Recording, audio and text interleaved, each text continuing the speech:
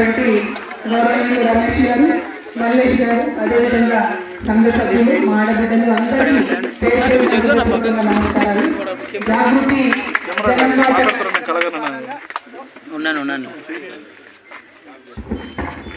జాగృతి జనంబాట కార్యక్రమంలో భాగంగా మరి అన్ని జిల్లాలు తిరుగుతూ ఉన్నాం. ఇవాళ ప్రత్యేకించి మన నాగర్ కర్నూలు జిల్లాకు రావడం జరిగింది. ఈ నాగర్ కర్నూలు జిల్లాలో భాగమైనటువంటి కొల్లాపూర్ పట్టణంలో ఈ ఎరకలవాడకు రావడం జరిగింది. మరి ఇక్కడ దాదాపుగా ఒక 70 నుంచి 80 ఇళ్ళు ఉంటాయని చెప్తున్నారు.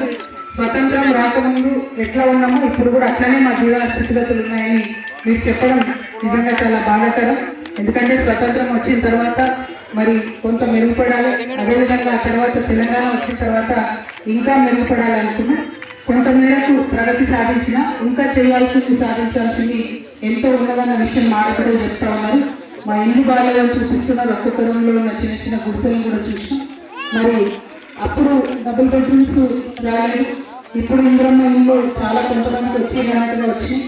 అదేవిధంగా ఒక్కటే సంతోషం ఏమనిపించిందంటే నాకు లెక్క మాట్లాడుకుంటా నా బిడ్డ డిగ్రీ దాకా చదువుతుంది, నీటి రాసిందని చాలా సంతోషం అనిపించింది.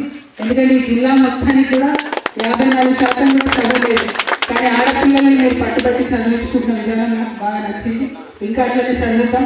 ఎందుకంటే ఓ 2 రూపాయలు సంపాదించుకుంటే ఎవరైనా ఎత్తుకుపోతుంది. ఇవాళ ఒక ఇల్లు కట్టుకుంటే రేపటికి అది ఉంటుంది ఉండదు ఏదైనా కావచ్చు. కానీ చదువు ఒక్కసారి అర్థమై చదువు ఒక్కసారి చదివితే జీవితకాలం ఉంటుంది. కాబట్టి ఆ విషయాన్ని మర్చిపోకుండా దయచేసి మన ఆడపిల్లల్ని ముఖ్యంగా చదివించాల్సిన అవసరం ఉంది. దానికోసం ప్రయత్నం చేయమని కోరుతున్నా. వసతులు ఉన్నా లేకున్నా ఇబ్బంది ఉన్నా ఏడున్నా సరే చదువు మాత్రం ఇవ్వకుండా దయచేసి మా తల్లులందరూ కూడా చదివించుకోవాలని కోరుతా ఉన్నాను.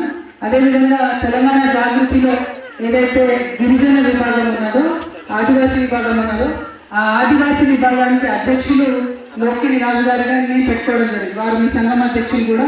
అంటే చాలా మంది ఆశ్చర్యపోయారు, ఆదివాసీ గిరిజనులు ఎరకల వాళ్ళకి ఏ సంస్థలో కూడా అవకాశం ఇవ్వలేదు అన్నారు.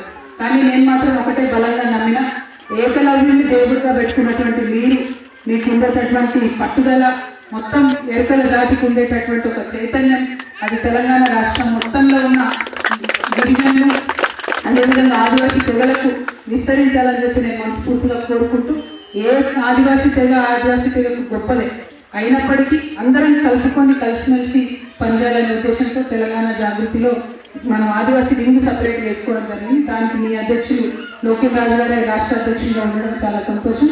మరి వారి ఆధ్వర్యంలో అనేక కార్యక్రమాలు జరుగుతూ ఉన్నాయి. దేవి నాంచారమ్మ గుడి